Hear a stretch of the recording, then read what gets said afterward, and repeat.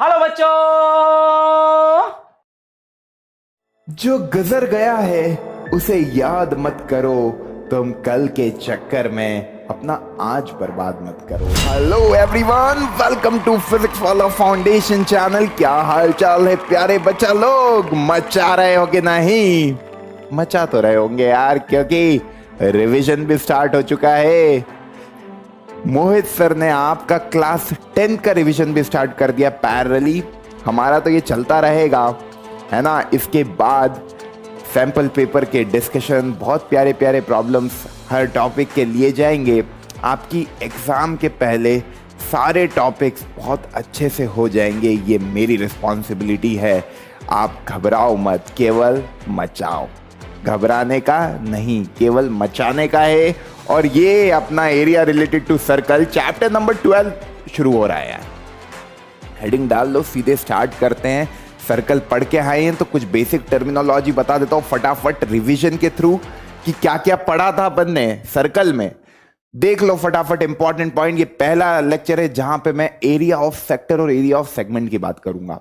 Sector क्या बताया था तुमको, देख लेते हैं पहले कुछ बेसिक टर्मिनोलॉजी। सर्कल क्या होता है, सर्कल क्या होता है, डेफिनेशन लिखी है। डेफिनेशन में एक वर्ड यूज किया है, लोकस। तो कंफ्यूज होने का नहीं है कि सर ये लोकस क्या चीज है। बच्चा ये लोकस होता है मूविंग पॉइंट। मूविंग पॉइंट मतलब क्या, वेरिएबल पॉइंट। कि यार ऐसे मूव करोगे इस पॉइंट को कहीं पे भी, इसका जो डिस्टेंस है किसी एक फिक्स्ड पॉइंट से हमेशा कांस्टेंट है, हमेशा कांस्टेंट है। And that constant is called radius of the circle. जो फिक्स्ड डिस्टेंस होता है वो रेडियस ऑफ द सर्कल होता है, और ये आपका सेंटर ऑफ द सर्कल होता है। तो ये हम सर्कल के बारे में तो जानते हैं। कोई लाइन सेगमेंट है, ओके कोई लाइन सेगमेंट अपन ने सर्कल पे ड्रॉ करी। ओके मानो कोई लाइन सेगमेंट मैंने सर्कल पे ड्रॉ करी, और वो सर्कल को दो जगह ऐसे दो डिस्टिंक्ट पॉइंट पे ऐसे लाइन सेगमेंट अपन ने ड्रॉ करी। तो इस लाइन सेगमेंट को क्या बोलते हैं, कॉर्ड बोलते हैं। सबसे लॉन्गेस्ट कॉर्ड क्या होती है, डायमीटर ऑफ द सर्कल होती है। तो line segment joining any 2 point on the circle is called chord of the circle. जो डायमीटर होता है वो सर्कल को दो इक्वल पार्ट्स में डिवाइड करता है। ये तुम्हारा मानो डायमीटर है ए बी, तो ये O पॉइंट से पास होगा तो ये भी R होगा OB, और ये भी R होगा। तो जो डायमीटर की लेंथ हो जाती है that is D will be equal to 2R। कभी इस पूरे सर्कमफेरेंस ऑफ द सर्कल की मैं बात करूं, है ना, कि यार ये पूरे बाउंड्री की कितनी लेंथ है, मतलब यहां से B से चले और वापस B पर आ गए तो ये पूरी लेंथ कितनी है। तो ये वाली लेंथ को कभी देखोगे, ये वाली लेंथ को कभी देखोगे तो ये लेंथ होगी तुम्हारी, that is called circumference of the circle, and that is equal to, यहां पे मैं सर्कमफेरेंस भी लिख रहा हूं C से 2πr। और एरिया ऑफ द सर्कल क्या होता है, दैट इज πr स्क्वायर। ठीक है, तो यार ये सारी बातें तो हमें पता है, ये सारी बातें हमको पता है कि यार ये सर्कल है, इसकी डायमीटर 2R होती है। डायमीटर वो कॉर्ड, डायमीटर मतलब लॉन्गेस्ट कॉर्ड जो सर्कल के सेंटर से पास हो और सर्कल को दो जगह इंटरसेक्ट करे। ठीक है, तो ये अपना हो गया। फिर सेमी सर्कल की बात करें तो सेमी सर्कल मतलब आधा सर्कल। ये वाला जो सर्कल है this is called semi circle. Okay, semi circle ऐसा दिखता है। ओके, अब सीकेंड की बात करूं, सेगमेंट की बात करूं, तो सेगमेंट और सीकेंड पे मैं कभी चर्चा करूं तो मैं आपको बता चुका हूं कि सेगमेंट क्या होता है और सीकेंड क्या होता है। देखो, कभी एक आर्क और दो रेडियस के बीच का रीजन, ये दो रेडियस है OA और OB, दो रेडियस के रीजन, दो रेडियस और एक आर्क के बीच का जो रीजन बन रहा है, ये वाला रीजन, ये वाला रीजन, इसको बोलते हैं sector of the circle. Okay, और इसी के साथ एक आता है सेगमेंट। तो सेगमेंट मतलब एक कॉर्ड और आर्क के बीच का रीजन, कॉर्ड और आर्क के बीच का रीजन। अब इसमें दो होते मेजर और माइनर। जो बड़ा है, मतलब देखो ये वाला जो एंगल बनता है ना सेक्टर पे थीटा, कभी ये थीटा 180 डिग्री से छोटा है तो वो माइनर होगा, और 180 से बड़ा है तो वो मेजर आर्क होगी। जैसे मैं कभी यहां पे बात करूं तो यार ये एक पॉइंट मान लिया मैंने AP, और इधर मैंने एक पॉइंट मान लिया Q। तो यार ये APB, ये APB मेरा माइनर सेक्टर होगा और AQB मेरा मेजर सेक्टर होगा। इसी तरीके से मैं बात करूं, ये मेरा A है, ये मेरा P है, और ये मेरा B है, और ऊपर मैंने Q मान लिया। तो ये जो APB है ये जो ए पी बी है, ये पी दिख नहीं रहा होगा तुमको, यहां पे मैंने एक पी पॉइंट मान लिया, ये वाला जो पॉइंट है this is your P point. तो ए पी बी मेरा होगा माइनर सेगमेंट और ए क्यू बी मेरा होगा मेजर सेगमेंट। तो सेगमेंट किसके बीच में बनता है? एक आर्क और कॉर्ड के बीच का जो रीजन है उसको सेगमेंट बोलते हैं। और सेक्टर क्या होता है?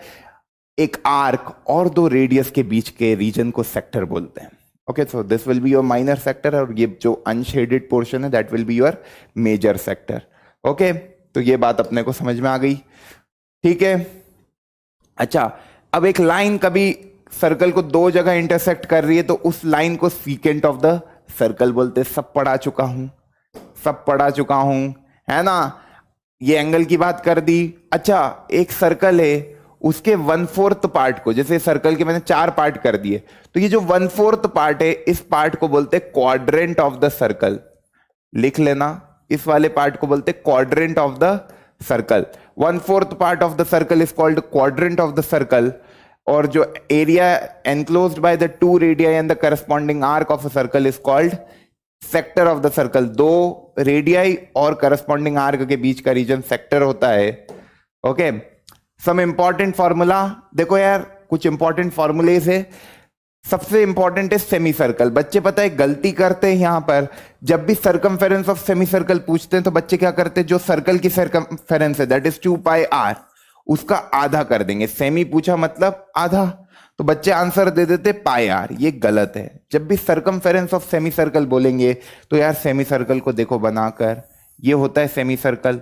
अब इसकी बाउंड्री की बात कर रहे हैं तो ये वाले रीजन की बात कर रहे हैं, मतलब ये वाली की लेंथ की बात कर रहे हैं।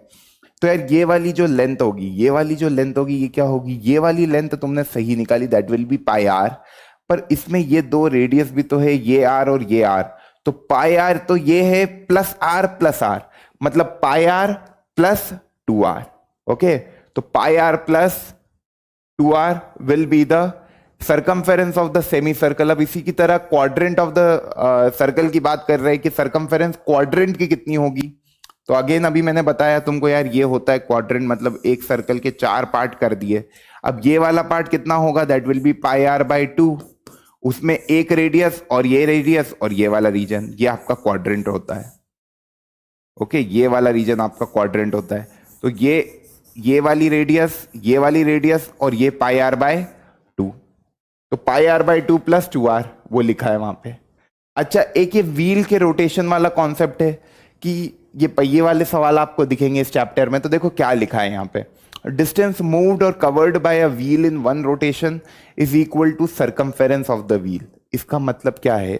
इसका मतलब है जैसे ये तुम्हारा एक पहिया है, मानो ये तुम्हारा एक पहिया है, this is your wheel. Okay, इसकी कुछ रेडियस है, मानो इसकी रेडियस है r। ओके, तो इस पहिए की कुछ सर्कमफेरेंस भी होगी, that will be equal to 2 pi r। अब यार ये व्हील है, मतलब ये इसका मानो बॉटम मोस्ट पॉइंट है P। अब ये पहिया घुमा घुमा घुमा घुमा घुमा, ये पहिया ऐसा घुमा घुमा घुमा, अब ये वापस इस तरीके से बना कि जो उसका बॉटम मोस्ट पॉइंट था P, वो वापस घूमकर P यहां पर आ गया। तो यार ये P से ये वाला डिस्टेंस जो P का है that will be equal to what? ये पहिया P पूरा घूमते हुए वापस P पे आ गया। मतलब ये जो एक रोटेशन में, इस पहिए के एक रोटेशन में कितना डिस्टेंस ट्रेवल कर लिया, that will be equal to 2 pi r। तो वहां पे मैंने इसलिए लिखा कि यार जो डिस्टेंस मूव्ड और covered by a wheel in 1 rotation जो होता है that is equal to the circumference of the wheel. अब यहां पर कभी तुमको सवाल दे दिया कि यार किसी पहिए ने x डिस्टेंस ट्रेवल किया, मतलब distance travelled by the wheel तुमको दे रखा है। Okay, distance travelled by the wheel तुमको दे रखा है कि यार इस व्हील ने x डिस्टेंस ट्रेवल किया, इसकी सर्कमफेरेंस 2 पाई r है, तो वो कितनी बार रिवॉल्व हुआ होगा, वो पहिया कितनी बार घूमा होगा। तो वो निकालने का तरीका क्या होता है कि number of revolution that can be easily computed. मतलब देखो यार जितना डिस्टेंस ट्रेवल किया होगा, तो देखो ये 2 पाई r, फिर 2 पाई r, फिर 2 पाई r और फिर 2 पाई r, इस तरीके से चलेगा ये। तो अपन कभी इसको देखें, इसका प्रूफ, तो यार ये बहुत इजीली तुमको समझ में आ रहा होगा कि 2 पाई r कितने टाइम्स होगा? n टाइम्स होगा 2 pi r, that will be equal to the distance travelled by the wheel. तो n into 2 pi r is equal to the distance travelled by the wheel, distance travelled by the wheel. समझ गए? तो यहां से n की value आ गई, that is distance travelled by the wheel, okay, upon circumference of the wheel. तो ये formula इस तरीके से मैंने ये नोट में ही लिखा दिया कि number of rotation of a wheel in travelling a certain distance can be easily given by total distance travelled by the wheel upon circumference of the wheel. अब एरिया ऑफ सेमी सर्कल कितना होता है? पूरे circle का area pi r square होता है, तो semi circle का एरिया क्या होगा? Pi r square by 2। Area मतलब देखो ये सर्कल है, तो ये जो शेड कर रहा हूं that is called area, okay. तो सेमी सर्कल में जो शेड करूंगा वो ये आधा हिस्सा होगा, पूरा पाई आर स्क्वायर है, तो ये शेडेड पोर्शन कितना है? पाई आर स्क्वायर बाय 2। क्वाड्रेंट का एरिया निकालना है तो 1/4 कर देना, ठीक है। मुस्कुरा दो, बस ये कुछ इंपॉर्टेंट फॉर्मूलेस थे, इसको तुम्हारे नोट्स अच्छे से बन जाए इसलिए करा। अब सीधे क्वेश्चन पे आ जाते हैं। थ्योरी इतनी कुछ है नहीं इस चैप्टर में, सीधे क्वेश्चन करते हैं। प्रैक्टिस करेंगे तो कुछ और कॉन्सेप्ट कभी रहेंगे तो बता दिए जाएंगे। मुस्कुराते हुए पहला क्वेश्चन अटेम्प्ट करो खुद से, है ना। क्या बोला है? एक सर्कुलर फुटपाथ है, सर्कल चैप्टर चल रहा है तो डेफिनेटली सर्कुलर ही होगा सर, है ना। डेफिनेटली इसको इधर बुला लेते हैं क्या, इतना दूर। एक सर्कुलर फुटपाथ है ना। कह रहा है इसकी जो विड्थ है, मतलब circular footpath of width 2 metre is constructed at the rate of ₹20 per metre square around a circular park of radius 1500 metre. एक सर्कुलर पार्क है, मानो ये तुम्हारा एक सर्कुलर पार्क है, ओके, जिसकी रेडियस तुमको दे रखी है 1500 मीटर, और उसके बाउंड्री पे एक सर्कुलर फुटपाथ ऐसे कंस्ट्रक्ट कर दिया, ओके, जिसकी विड्थ है 2 मीटर। मतलब ये जो रीजन है ना, ये वाला, ये 2 मीटर है, ओके। और ये जो है तुम्हारा, this is your what? Footpath, जो 2 मीटर वाइड का पूरी सर्कुलर पार्क की बाउंड्री पे बना दिया गया, ठीक है। रेडियस पता है तुमको, टोटल कॉस्ट ऑफ कंस्ट्रक्शन बताना है। तो देखो गिवन लिखेंगे पहले। गिवन क्या है कि भाई रेडियस जो है पार्क की वो दे रखी है, मतलब R1 में नाम दे दूं तो वो दे रखी है 1500 मीटर। वो कितनी दे रखी है बच्चा? 1500 मीटर। बहुत ही बढ़िया। अब जो आउटर वाला है, जो फुटपाथ 2 मीटर वाइड है, तो ये जो आउटर सर्कल बनेगा बाउंड्री का, मतलब उसको मैंने नाम दे दिया R2। वो कितनी होगी उसकी radius? That is 1500 + 2, that is 1502 metre. अब यार ये शेडेड पोर्शन का एरिया निकालने का तरीका क्या होगा? ये जो शेडेड पोर्शन, ये एरिया ऑफ द रिंग के नाम से भी बहुत मशहूर है। मतलब एरिया ऑफ द रिंग, बच्चे याद रखते कि यार ये रिंग बन रही है ना, अंगूठी, अंगूठी में क्या होता है? एक इनर रेडियस होती है, एक आउटर रेडियस होती है, और आपको ये वाले रीजन का कभी एरिया निकालना है तो अपन क्या करते हैं? आउटर सर्कल का एरिया। आउटर सर्कल का एरिया क्या होगा? जो उसकी रेडियस होगी, मतलब आउटर सर्कल की रेडियस, कभी आर आउटर है तो आउटर सर्कल का एरिया होगा पाई आर आउटर का स्क्वायर, माइनस इनर सर्कल का area, that is pi R inner का स्क्वायर।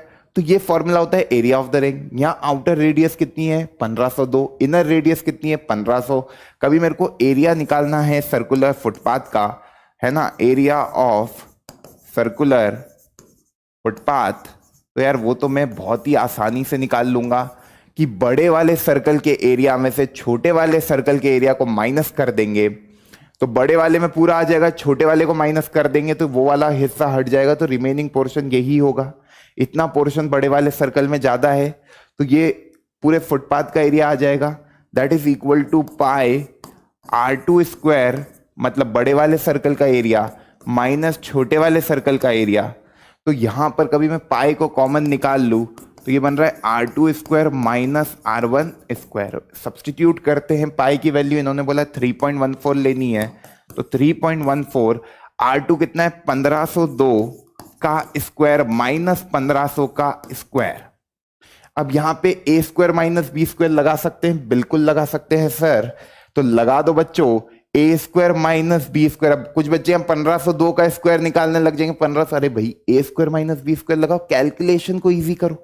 तो अगले पेज पे देखते हैं हम, तो ये बना 3.14 इंटू 1502 माइनस 1500 और 1502 plus 1500, that will be equal to 3.14 into 2, और ये कितना आ गया 20101302 या 3.14 इंटू 6004। कैलकुलेशन कर लोगे खुद से, बस मल्टीप्लिकेशन करना है अब तो ये आ गया आपका मीटर स्क्वायर एरिया। क्योंकि मैं क्वेश्चन ज्यादा आपके साथ डिस्कस कर पाऊंगा तो कैलकुलेशन मैं नहीं बता रहा हूं। इसके आगे ये हो गया, ये तो एरिया निकल गया। इसके आगे एक सवाल यहां खत्म नहीं हुआ, आपको कॉस्ट निकालनी है। इन्होंने बोला कि यार 1 मीटर स्क्वायर की सर्कुलर फुटपाथ बनाने की 1 मीटर स्क्वायर की कॉस्ट कितनी है? 20 रुपए। Okay, cost of construction, okay, ये गिवन है आपको। Okay, for 1 metre square area, for 1 metre square area is given to you, that is ₹20। तो कॉस्ट ऑफ कंस्ट्रक्शन वापस से ये लिखेंगे फॉर, ये वाला जो भी आपका मल्टीप्लिकेशन करने के बाद आया, मैं इसको ऐसे ही लिख रहा हूं, 3.146004 metre square area will be, भाई 1 मीटर स्क्वायर एरिया की कॉस्ट 20 रुपए है, तो इतने मीटर स्क्वायर की एरिया की कॉस्ट कितनी होगी? इसको मल्टीप्लिकेशन कर देंगे 20 से, मतलब 3.14 इंटू 6004 इंटू 20।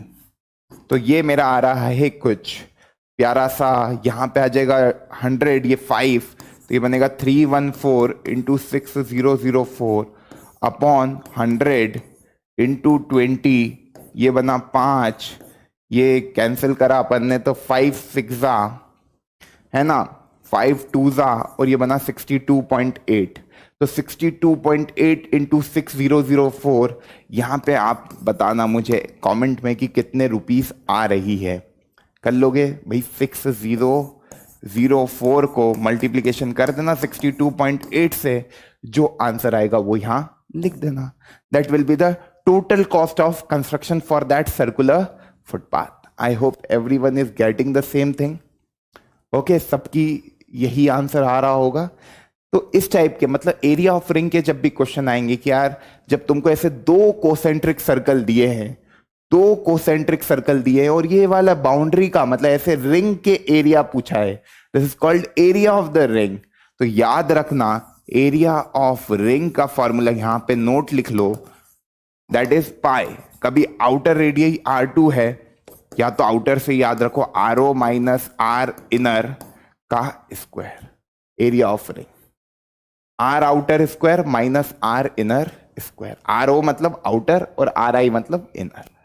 तो कंफ्यूज कभी होगे नहीं। अगला सवाल देखें, cost of fencing a circular field at the rate of ₹36 पर मीटर इज 11880। देखो, एक तो पता है क्या होता है जब क्वेश्चन को पढ़ते हैं ना, जब भी कुछ चीजें पता लग जाती है। यहां पे देखो कॉस्ट किसकी दी है? फेंसिंग की। फेंसिंग कैसे होती है? फेंसिंग देखिए, कभी गांव वाव में गए हो कि नहीं? अरे वो तार होता है कि नहीं, कांटे वाला तार। हम तो गांव में क्रिकेट खेलते थे, कभी बॉल उधर चली जाती थी, एक बार मेरे पाँव में भी घुस गया था यार उसका कांटा, है ना। तो जो फेंसिंग होती, किसी और के खेत पे चले जाओ इमली खाने, तो एक फेंसिंग होती है, सर्कुलर फील्ड है। अब यहाँ पे गोल फील्ड है, हर मतलब खेत पे, मैक्सिमम खेतों पे आपको इस तरह के तार दिखेंगे। ओके, ताकि ये जो आपके कैटल्स है ना, वो खेत में नहीं आ पाए और जो आपकी फसल है उसको बर्बाद नहीं कर पाए। तो इस तरीके से एक फेंसिंग करते खेत को प्रोटेक्शन के लिए, कोई भारी इंसान अंदर नहीं घुस जाए खेत में, तो ऐसी फेंसिंग होती है। तो ये बोल रहा है यार जो कॉस्ट है फेंसिंग की सर्कुलर फील्ड की, वो कितनी है? ₹36 पर मीटर। Okay, is 11880। पूरी कॉस्ट भी दे दी, पूरी कॉस्ट भी दे दी। मतलब यार ये कुछ भी इसकी लेंथ होगी फेंसिंग की, ओके, 36 रुपए पर मीटर है। मानो इसकी लेंथ x होगी, इस पूरी फेंसिंग की लेंथ x होगी, है ना। ये जो फेंसिंग हुई है सर्कुलर फील्ड पे, let the length of fencing be x. कभी यार फेंसिंग की लेंथ एक्स है और 36 रुपए पर मीटर लग रहा है ना, एक्स मीटर का भी लेंथ ऑफ फेंसिंग है, तो कितनी कॉस्ट होगी फेंसिंग की? कॉस्ट ऑफ फेंसिंग निकल के आएगा that will be equal to 36 into x. भाई 1 मीटर में कभी 36 रुपए लग रहे हैं तो एक्स मीटर में कितनी कॉस्ट आएगी? 36 इंटू एक्स। वो तुमको दे रखी है 11880, तो 36 एक्स की वैल्यू है जो वो है 11880। तो ये आया x बराबर 11880 अपॉन 36। 6 की टेबल में कभी मैं देखता हूं तो ये कितना आ रहा है, देखो ध्यान से। 6 6 36, 6 1 6, 58, 9 54 है ना, 54 40, देखो 1 58 9 54 48 8 0, फिर अपन ने 6 से दिया तो 6 3 और ये आया 330 मीटर। ये अपनी आ गई फेंसिंग की लेंथ, मतलब आउटर बाउंड्री की लेंथ। अब जो फील्ड है उसको प्लो करना है ना, एट द रेट ऑफ प्लो, मतलब हिंदी में मैं बोलूं तो देखो, इसको जब खेती करते हैं तो वो जो ट्रैक्टर आपका चलता है मिट्टी पर, है ना, मतलब जो आपकी लैंड है उसको प्लोइंग होती है ना, फसल उगाने के पहले, है ना, फसल लगाने के पहले, तो वो जो प्लोइंग हो रही है खेत की वो हो रही है 0.60 पर मीटर स्क्वायर। तो पहले कभी मैं देखूं यार, ये पूरे फेंसिंग से अपने को इसकी बाउंड्री पता लग गई 330 मीटर, तो यहां से रेडियस निकल सकता है 330 metre is equal to circumference of the field, है ना। ये बात सबको समझ में आती है। तो ये जो 330 आया that will be equal to 2 pi r. तो 330 2 इंटू 22/7 इंटू आर। ओके, तो ये कितना आ रहा है देखो, अपन देखें तो 330 इंटू 7/2 इंटू 22, ये 2 हुआ, ये 30 हुआ। ओके, ये अपना आर हो गया। आर कितना हुआ, that is 15 into 7 105/2 metre will be your radius. I hope ये वाली बात सबको समझ में आई होगी। क्या किया, 15 7 सा, है ना, 15 7 सा होता है 105/2, एक 2 से, ये देखो ये 2 से ये 15 हो जाएगा, है ना। तो 15 इंटू 7 105/2, ये अपना क्या आ गया, that is the radius of the field. अब रेडियस आ गई तो एरिया निकल जाएगा, तो एरिया निकल जाएगा। एरिया जो प्लॉइंग का है, ओके, वो कितना आएगा, पाई आर स्क्वायर, तो 22/7 आर स्क्वायर 105/2 105/2, ये आया आपका 11, ये 7, ये आपका आएगा 15। तो ये अपना आ गया 11 इंटू 15 इंटू 105 डिवाइडेड बाई 2। ये एरिया ऑफ प्लॉइंग आ गया। अब इसको पूरा नहीं करेंगे, अपने को कॉस्ट निकालनी है। तो कॉस्ट निकालने के लिए क्या करेंगे, देखो यहां पे बोला find the cost of ploughing the field. आपको रेट दे रखा है कि 0.60 पर मीटर स्क्वायर, मतलब cost for 1 metre square ploughing is equal to ₹0.60। तो वापस से cost for 11 into 15 into 105/2 metre square ploughing will be equal to 0.60, मतलब 60/100 कर लो इसको, इंटू 11 इंटू 15 इंटू 105/2। ये 1 0 से 1 0 कैंसिल, ये आया 2, ये आएगा आपका 2 1, ये आएगा 2, ये आएगा 3। अब इसको अपन देखें तो यहां से अपना समझ में आ रहा है 3 1 सा 3, 3 2 सा 6, ये आया 63 इंटू 11 5 सा 55, 5 कैरी, 11 1 सा 11 और 5, that will B 165/2। Okay, 63 into 165/2, इसको अपन और देखें तो क्या आएगा 82.5, 82.5 इंटू 63।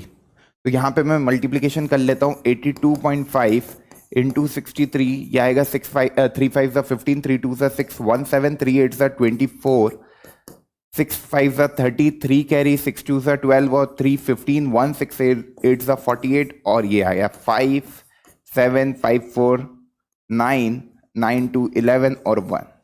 तो यह आया 5197.5 एक डेसिमल के बाद, तो 5197.5।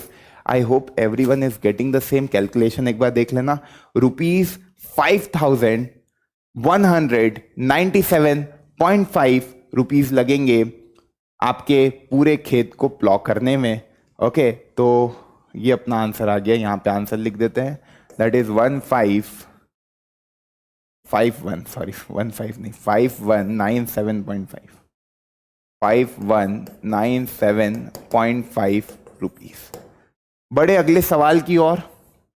कोई कंफ्यूजन, कोई किसी भी तरह का कोई डाउट? एरिया ऑफ प्लॉइंग आ गया। यहां पे मैं मल्टीप्लिकेशन इसलिए नहीं करता हूं, यहां पे मीटर स्क्वायर लिख देना, है ना। यहां पे मैं मल्टीप्लिकेशन इसलिए नहीं करता कि कॉस्ट जो निकालनी है उसमें तो करना ही पड़ेगा, तो फाइनल आंसर ये आ जाएगा। बढ़ते हैं आगे, नोट कर लो इसको। ओके, अब आ जाते हैं अगले सवाल की ओर। और again a very good problem.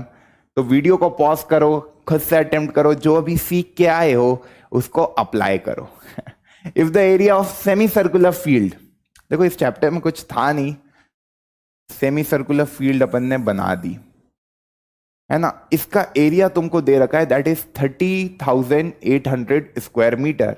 मतलब एरिया दे रखा है 30,800 metre square. Then the perimeter, इसका पेरीमीटर निकालना है।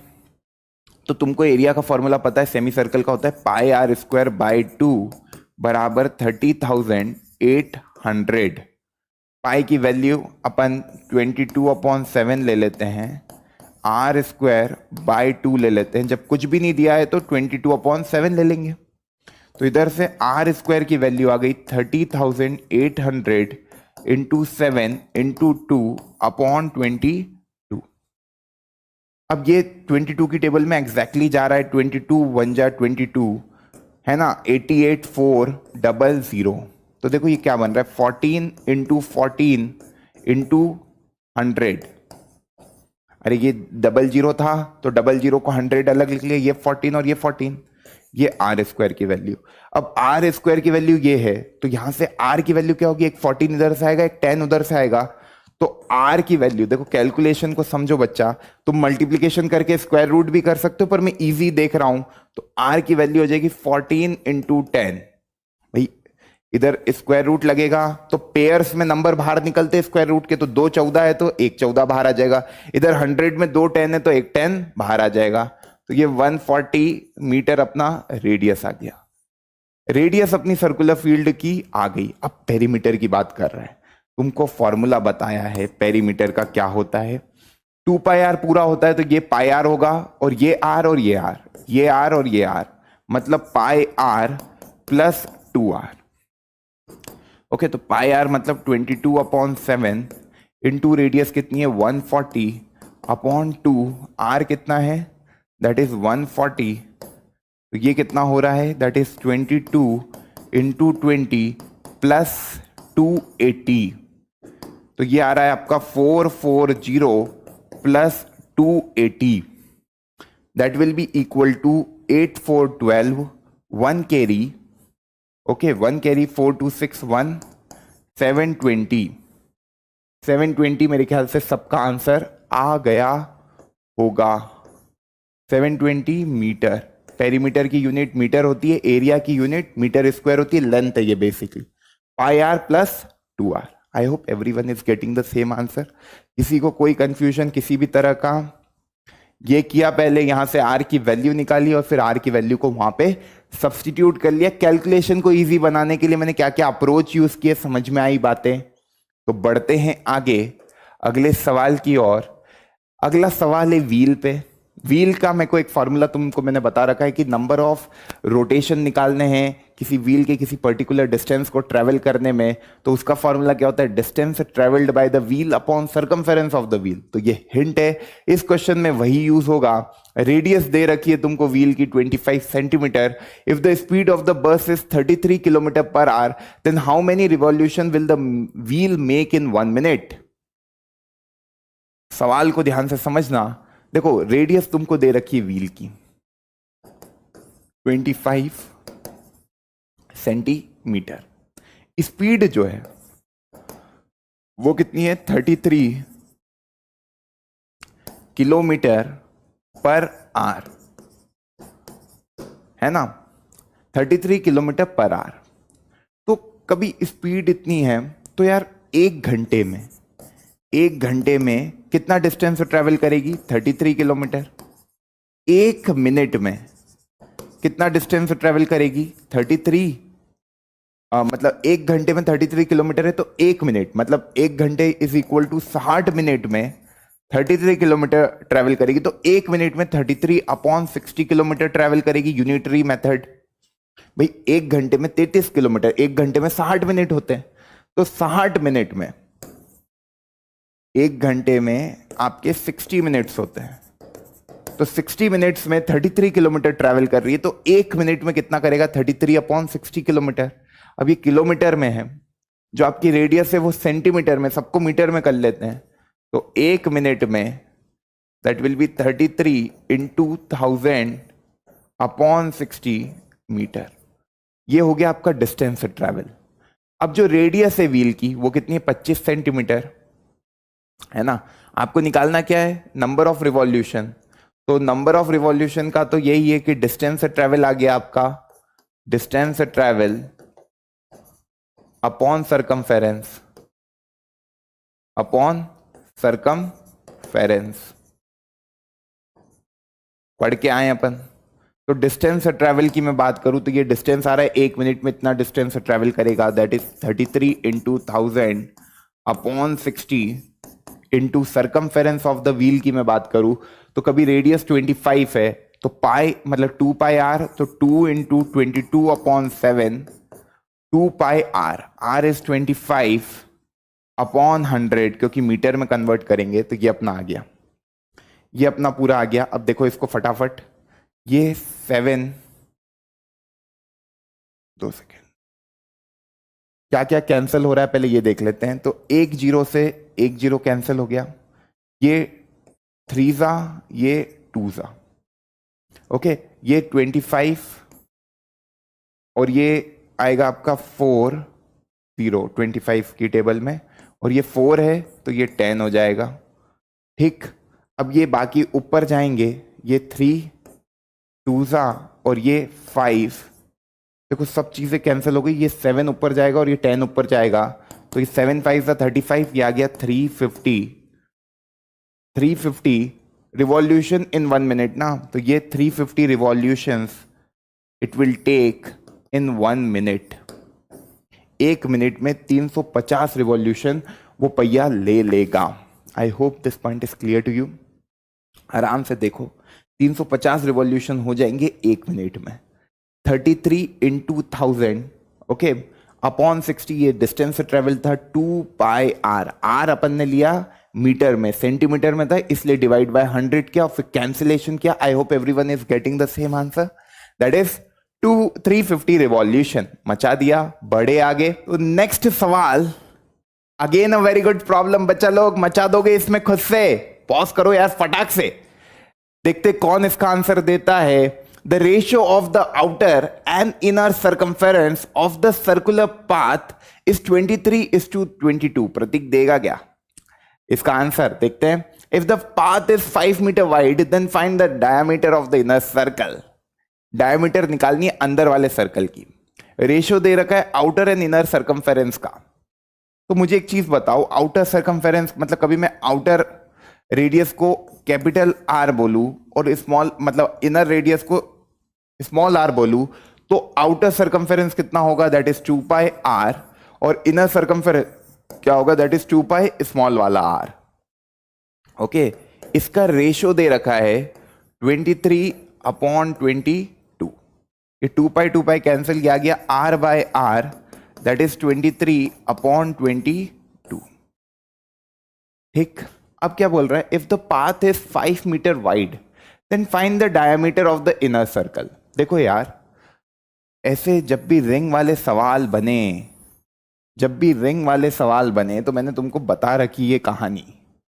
ये इन्होंने ये जो है ये 5 मीटर वाइड दे दिया, मतलब जो स्मॉल आर है और कैपिटल आर है, मतलब जो कैपिटल आर है वो स्मॉल आर में 5 ज्यादा, ये रिलेशन आपको दे दिया। तो कैपिटल आर की वैल्यू अपन रख देंगे r + 5 अपॉन r बराबर 23/22। मल्टीप्लीकेशन करेंगे तो 22r प्लस 110 बराबर 23r, इसको उधर भेजेंगे तो r की वैल्यू आ जाएगी 110 मीटर।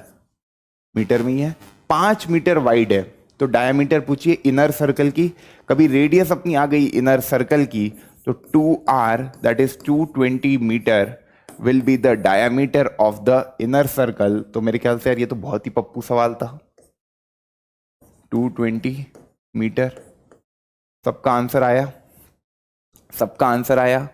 रेशियो सरकमफेरेंस का दे रखा है, मतलब 2 पाई तो कैंसिल, r बाय आर की वैल्यू 23/22 दे रखी है।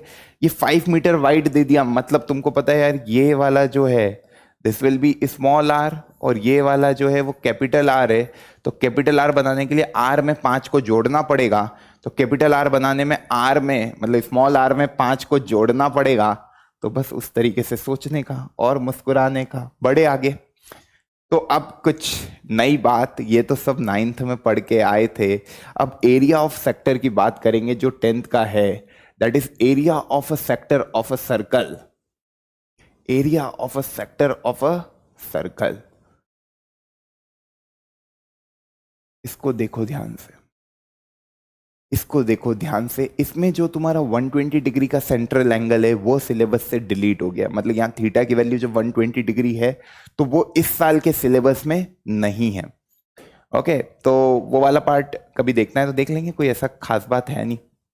ओके, अब देखो तुम यहाँ पर एरिया ऑफ सेक्टर की मैं बात कर रहा हूं तो फॉर्मूला क्या होता है, that is theta upon 360 into pi r square. याद रखने का तरीका क्या है बच्चा, देखना ध्यान से, यूनिटरी मेथड से ही समझो।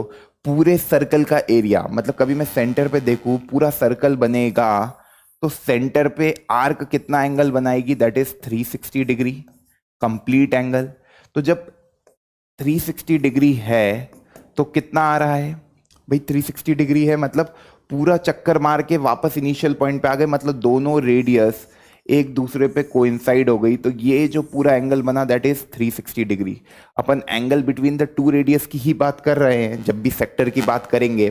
तो जब पूरा चक्कर लग गया तो पूरा एंगल बनेगा, दोनों रेडियस एक ही जगह कोइंसाइड हो जाएगी, तो ये पूरा 360 डिग्री है।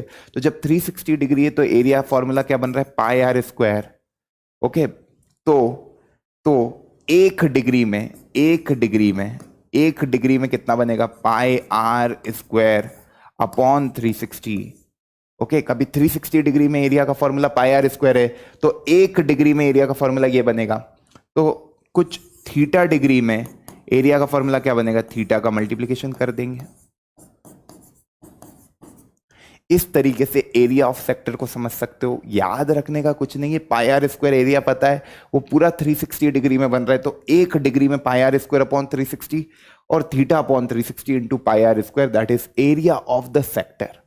अब माइनर और मेजर की बात करेंगे तो देखो यार, माइनर सेक्टर कभी ये एंगल मतलब ये वाला एरिया निकल गया, एरिया ऑफ माइनर सेक्टर कभी तुम्हारा निकल गया तो मेजर अपने आप निकाल सकते हो। पूरे सर्कल में से माइनर को माइनस कर दोगे तो एरिया ऑफ मेजर सेक्टर आ जाएगा। ठीक है, तो ये फॉर्मूले से अपन माइनर सेक्टर निकाल लेंगे। कभी थीटा अपने को माइनर आर्क मतलब माइनर वाला मतलब थीटा की वैल्यू 180 डिग्री से कम है तो माइनर सेक्टर निकल जाएगा, कभी थीटा की वैल्यू 180 से ज्यादा है तो मेजर सेक्टर की वैल्यू निकल जाएगी। तो ये तो एरिया ऑफ सेक्टर हो गया, this is area of sector. ठीक, और मेजर पूरे सर्कल का एरिया में से माइनर सेक्टर को माइनस कर दिया, और माइनर का निकालना है तो पूरे सर्कल के एरिया में से मेजर सेक्टर को माइनस कर दिया। चमक गया, ये तो बहुत आसान था। बढ़ते हैं आगे। लेंथ ऑफ एन आर्क की बात करें तो अगेन द सेम लॉजिक, मतलब लेंथ ऑफ द आर्क की बात कर रहे हैं, मतलब ये वाले आर्क की बात की, ये पी क्यू की क्या लेंथ होगी, ये पी क्यू की क्या लेंथ होगी। ओके, तो यार ये पी क्यू की क्या लेंथ होगी, कभी इसकी बात करूं तो तुमको पता है पूरे सर्कल की सरकमफेरेंस कितनी होती है, जब 360 डिग्री बनता है दोनों रेडियस एक जगह ही कोइंसाइड हो जाती है, मतलब आप घूम के वापस यहां पर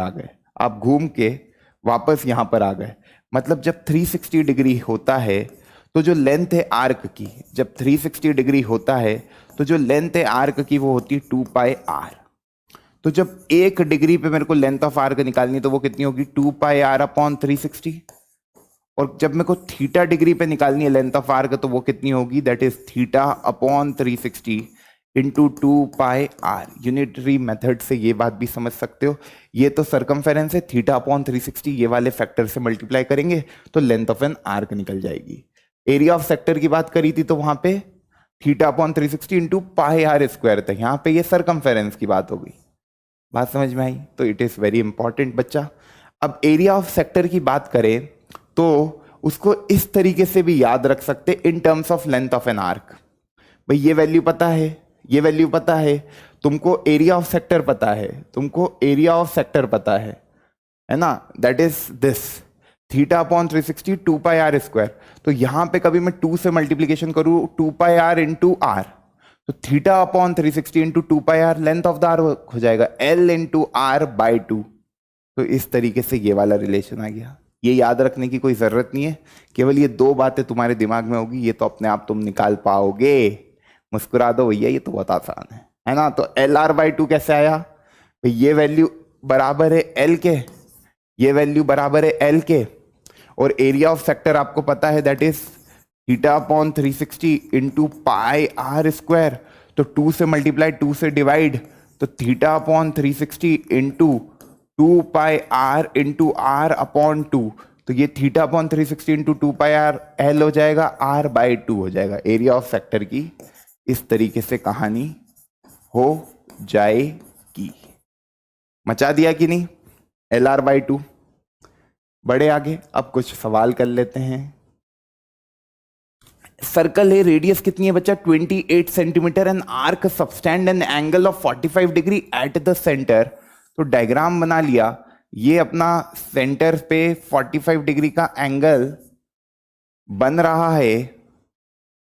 okay, this angle is 45 degree. आपसे क्या कह रहा है, find the length of the arc and find the area of the sector. ये आपको लेंथ ऑफ द आर्क भी निकालना और एरिया ऑफ द सेक्टर भी निकालना है। तो लेंथ ऑफ द आर्क की मैं बात करूं तो फॉर्मूला होता है theta upon 360 into 2 pi r. Theta कितना है 45 upon 360 into 2 into 22 upon 7 into r. R is what 28। ठीक है, ये आया 7 4, ये 45 1 जा, 45 8 जा, ठीक है, 8 5 जा 44, 8 4 जा 32, हाँ 8 जा, फिर ये 4 और ये 4 से 4 कैंसिल, तो ये आ गया आपका 22 मीटर, 22 सेंटीमीटर, क्योंकि रेडियस अपनी किस में थी, सेंटीमीटर में, तो लेंथ ऑफ द आर्क किस में आया, सेंटीमीटर में। ये तो सबका आ गया होगा।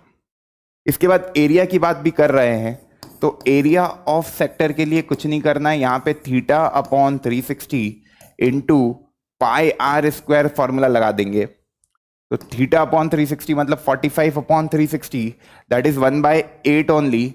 लिख देते हैं 45 upon 360 into 22 upon 7 pi r square. R कितना है 28 इंटू 28। तो ये वापस से ये 8 आया है ना इधर, और ये 7 4 आया, ये 2 आया, ये 11 आया। तो ये 11 इंटू 28 बचा, तो दैट इज 88। 8 कैरी, 11 2 सा 22 और 8 308 centimetre square will be the area of the sector. Calculation में कोई दिक्कत किसी भी तरह की, तो ये एरिया ऑफ सेक्टर निकल जाएगा और इस तरीके से लेंथ ऑफ द सेक्टर निकल जाएंगे। बस ये फॉर्मूले दिमाग में रखना है और कुछ नहीं करना है बच्चा। तो यार एरिया रिलेटेड टू सर्कल में बस ये फॉर्मूले दिमाग में होने चाहिए। दिमाग में भी क्या, जब अपने को पता है कैसे आया, लेंथ की बात कर रहे हैं मतलब सरकमफेरेंस, एरिया की बात करेंगे पाई आर स्क्वायर, थीटा अपॉन 360 लगाना था बस। मुस्कुराते हुए सवालों को बनाते हुए आगे की और बढ़ेंगे। अगला कॉन्सेप्ट है that is segment of the circle. तो तुमको पता है यार ये सर्कल होता है, तो कभी ये कॉर्ड और आर्क के बीच का जो रीजन है इसको सेगमेंट बोलते हैं। कभी ये छोटा है तो माइनर है और ये बड़ा वाला पोर्शन मेजर सेगमेंट हो गया। तो कभी तुमसे कोई बोले कि यार एरिया निकालो सेगमेंट का, तो उसका एक तरीका होता है, उसका एक अप्रोच होता है, और वो अप्रोच को समझने के लिए तुम्हें कुछ स्टेप्स फॉलो करनी पड़ेगी। मतलब तुमको कभी ये एरिया निकालना है, तुमको कभी ये वाला एरिया निकालना है, एरिया ऑफ द सेगमेंट। तो area of segment is given by, कभी मैं area of segment A P B की बात कर रहा हूं, है ना, ये माइनर सेगमेंट की बात कर रहा हूं, तो वो क्या होगा, एरिया ऑफ माइनर सेक्टर, है ना, area of minor sector minus ये वाला जो ट्राइंगल है, area of triangle A O B. भाई माइनर सेक्टर का एरिया ये पूरा होगा, माइनर सेक्टर का एरिया ये पूरा होगा, उसमें से ग्रीन वाला पोर्शन माइनस कर दूंगा। मतलब देखो माइनर सेक्टर का एरिया ये पूरा होगा, उसमें से कभी मैं ट्राइंगल का एरिया माइनस कर दूंगा तो ग्रीन पोर्शन ही आ जाएगा। तो area of minor sector minus area of triangle will give you area of segment. तो ये बात इंपॉर्टेंट है बच्चा कि यार सेगमेंट कब बनेगा, ये सेगमेंट है तो सेक्टर के एरिया में से, सेक्टर के एरिया में ये पूरा पोर्शन आ जाएगा, ये पूरा पोर्शन आ जाएगा, उसमें से कभी ये ट्राइंगल वाला पोर्शन, कभी ये ट्राइंगल वाला पोर्शन मैं माइनस कर दूं तो मेरा पोर्शन ये वाला निकल के आ जाएगा। That is called area of segment. Minor sector में से ट्राइंगल का एरिया माइनस कर दोगे तो सेगमेंट का एरिया निकल के आ जाएगा। बढ़े आगे, बढ़े आगे, फील आ गया इसका। तो फॉर्मूला बनाओगे कैसे, एरिया ऑफ सेगमेंट की मैं बात करूं, एरिया ऑफ सेगमेंट की मैं बात करूं तो तुमको कभी इसी सेगमेंट एपीबी की बात कर रहे हैं अपन माइनर वाले की, तो ये माइनर सेक्टर का फॉर्मूला तो पता है, theta upon 360 into pi r square. अब एरिया ऑफ ट्राइंगल जो है, ट्राइंगल एओबी का एरिया, अब देखो इसका डायरेक्ट कभी एरिया दिमाग में रखना है तो वेल एंड गुड है ना। डायरेक्ट एरिया क्या होगा इसका, that is half r square into sine theta. एक तो ये है, और इस साइन थीटा को भी ऐसे भी लिख सकते हो, half r square into 2 sine theta by 2 cos theta by 2, 2 से 2 कैंसिल, तो ये बनेगा r square sine theta by 2 cos theta by 2। ये आपका एरिया ऑफ ट्राइंगल की मैं बात कर रहा हूं, area of triangle A O B. Area of triangle A O B का फॉर्मूला इस तरीके से भी आप याद रख सकते हो कि r square sine theta by 2 cos theta by 2। अब ये आया कैसे, तो इसको समझने का तरीका देखो कि यार ये सर ये वाला एरिया आप ऐसे क्यों बता रहे हो, है ना। तुम ये केवल इतना दिमाग में रखना, मैं बता रहा हूं ये कैसे आया। देखो बच्चों, कभी याद नहीं करनी है कोई चीज तो भी तुम सीधे कर सकते हो कि सर ये सेंटर है, ये ए है, ये बी है। ओके, हमें पता है कि जो एरिया ऑफ ट्राइंगल होता है, जो एरिया ऑफ ट्राइंगल होता है, जैसे देखो ये तुम्हारा क्या है, this angle is theta by 2, this angle is theta by 2, ये तुम्हारा आर है। ओके, और ये मानो मैंने ए एम ले लिया। अब तुमको पता है यार ये सर ये वाला जो ट्राइंगल है एओबी, इसमें ये थीटा बाई 2 है, ये हाइपोटेनस है, ये राइट एंगल ट्राइंगल बनता है।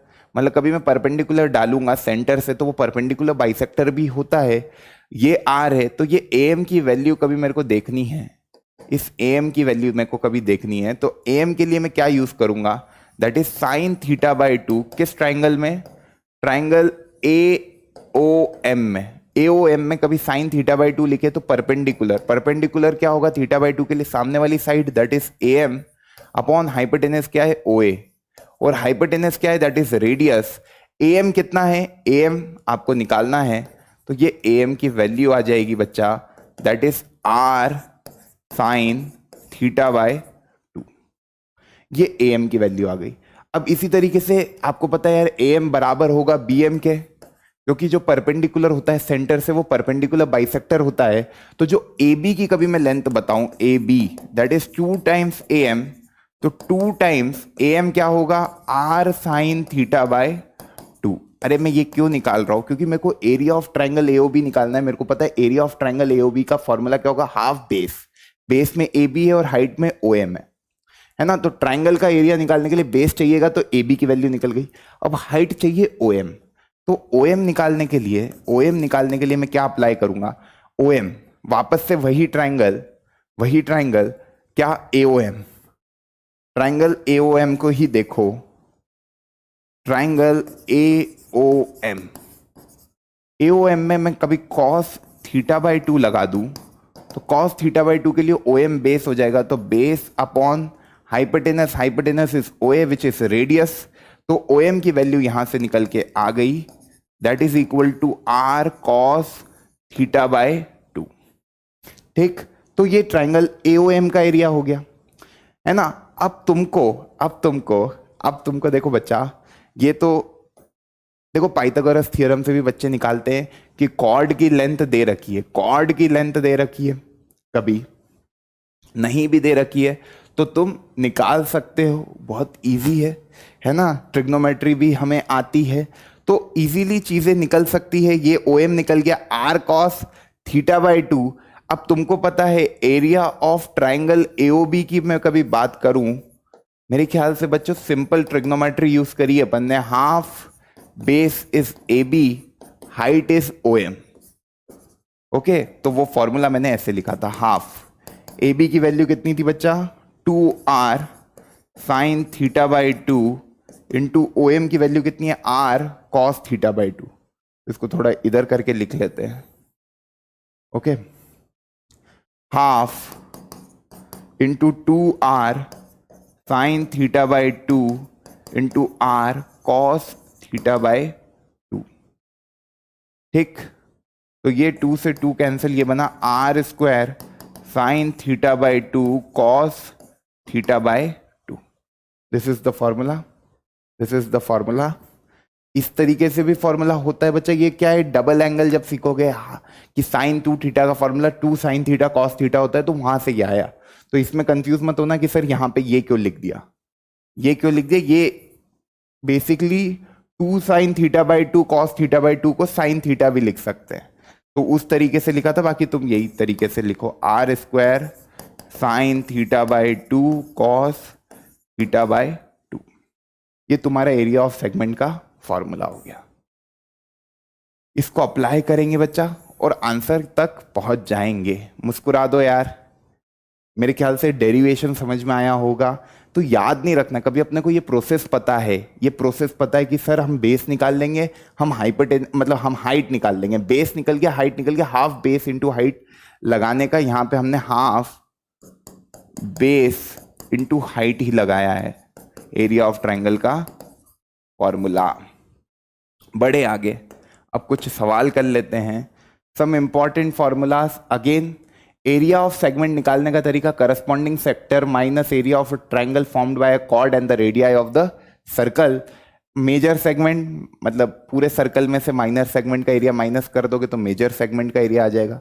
अरे ये पूरे सर्कल के एरिया में से कभी ये माइनर सेगमेंट का एरिया माइनस कर दोगे तो ये अनशेडेड पोर्शन का एरिया आ जाएगा, दैट इज मेजर सेगमेंट। और माइनर सेगमेंट का निकालने का तरीका मैंने आपको बता रखा है। एक ये क्वेश्चन देखते हैं सीबीएसई 2020 का, है ना। चलो ये क्वेश्चन होमवर्क दे देते हैं, क्योंकि इसमें कुछ इतना है नहीं। इसको नेक्स्ट क्लास में डिस्कस करेंगे। इसके बाद मैं एक सेगमेंट का क्वेश्चन और करा देता हूं और फिर आज की क्लास का वाइंड अप करते हैं। The minute end of a clock is 12 centimetre long, find the area of the face of the clock described by the minute and in the 35 minute. मतलब आपको पता है क्या करना है कि ये 12 और ये 35 मिनट, ये वाला जो एरिया है ये आपको निकालना है। 35 मिनट में कितना एरिया बना लेगी घड़ी। ओके, 35 मिनट मतलब ये 12 रहता है, इधर 7 रहेगा, तो ये वाला जितना एंगल है, तो ये पोर्शन का एरिया आपको निकाल के बताना है। तो पहले ये एंगल निकालना पड़ेगा, एंगल निकल गया उसके बाद तो मिनट एंड मतलब रेडियस दे रखी है, तो आप कर लोगे ये क्वेश्चन, होमवर्क करोगे खुद से, कर लोगे यार, ये तो बहुत ईजी है। चलो अब ये क्वेश्चन देख लेते, last question of today's class. A cord 10 centimetre long, देखो बच्चा आराम से देखना इसको, ये 10 सेंटीमीटर लॉन्ग कॉर्ड दे रखी है ना, is drawn in a circle whose radius is √50, ये आपको √50 दे रखा है, ये O दे रखा है। आपको क्या पूछा है बच्चा, आपको पूछा है कि एरिया ऑफ द सेगमेंट बताओ, एरिया ऑफ द सेगमेंट बताओ। तो देखो आपको कॉर्ड की लेंथ दे रखी है 10 सेंटीमीटर, तो कॉर्ड की आपको लेंथ दे रखी है, आपको एरिया ऑफ सेगमेंट निकालना है। तो पहले मेरे को एरिया ऑफ सेगमेंट निकालने के लिए मुझे ये एंगल निकालना पड़ेगा, ये एंगल निकालना पड़ेगा। और ये एंगल में कैसे निकालूंगा, क्योंकि मेरे को सेक्टर का एरिया निकालना पड़ेगा, उसमें से ये ट्रायंगल का एरिया माइनस कर दूंगा। तो अब ये एंगल नहीं दिया, तो यार मैं जानता हूं कि यहां से मैंने जो परपेंडिकुलर ड्रॉप किया, कभी ये एंगल θ/2 है, तो ये एंगल भी θ/2 होगा, है ना। तो अपन यार ये बातें जानते हैं, अपन ये वाली बातें जानते हैं। तो कभी मैं यहाँ पे देखूं, कभी मैं यहाँ पे देखूं तो sin θ/2 की बात करूं तो ये पूरा 10 है। अभी अपन सीख के आए, कभी AB 10 है तो AM क्या होगा, half of AB, that is AM आपका 5 होगा। तो sin θ/2 AM upon OA, okay, sin θ/2 की वैल्यू आपके पास तैयार हो गई, that is what, that is what, AM की वैल्यू आपके पास 5 है अपॉन √50। इस तरीके से आपने sin θ/2 निकाल लिया, इस तरीके से आपने cos θ/2 भी निकाल लिया। cos θ/2 कितना होगा बच्चा, cos θ/2 के लिए आप देखो, cos θ/2, तो cos θ/2 के लिए OM अपॉन √50, ओके। अब OM की वैल्यू मेरे को नहीं पता, पर मैं निकाल सकता हूँ, मेरे को पाइथागोरस थ्योरम आती है। ये हाइपोटेनस है √50, ये 5 होगा, तो ये 50 माइनस 5 का स्क्वायर बराबर OM का स्क्वायर, दैट इज 25 OM का स्क्वायर। तो OM की वैल्यू कितनी आ गई, 5। यार ये OM 5 है, ये 5 है, तो आपको समझ में आ गया, ये 45 डिग्री आ गया। बहुत ही बढ़िया, बात समझ में आई कि नहीं। ये एंगल निकल के आ गया। देखो ये OM कैसे निकाला, समझ में आ रहा है कि नहीं, ये OM कैसे निकाला। अरे यार ये AB पूरा 10 है, तो ये AM 5 होगा, ये 5 है ना। अब ट्रायंगल AOM में कभी मैं पाइथागोरस थ्योरम लगाऊंगा तो हाइपोटेनस का स्क्वायर, दैट इज √50 का स्क्वायर 50 होगा। यहां पे कभी मैं देखूं तो हाइपोटेनस का square is equal to perpendicular square plus base square. Hypotenuse is OA square, perpendicular is OM square and base is AM square, okay. तो OA स्क्वायर, OA कितना होगा, दैट इज 50, OM नहीं पता, निकालना है। AM कितना होगा, that is half of AB, 5 का स्क्वायर, तो OM स्क्वायर आपका आ गया 25, तो OM की वैल्यू आ गई 5।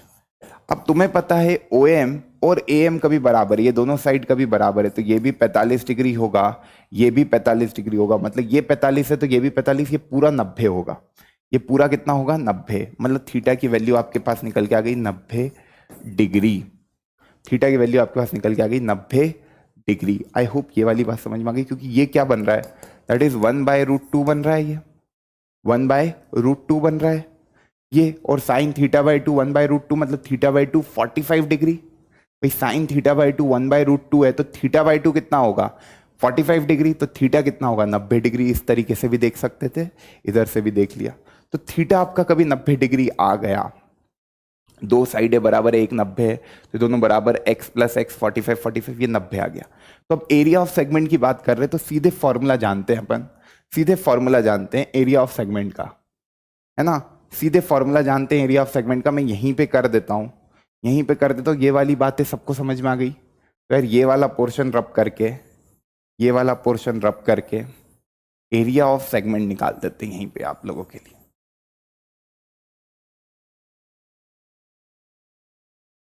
है ना।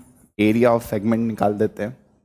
तो area of segment that will be equal to area of sector. Sector कितना होगा, 90/360 into πr² minus area of triangle AOB। AOB का एरिया जो है वो माइनस करना है।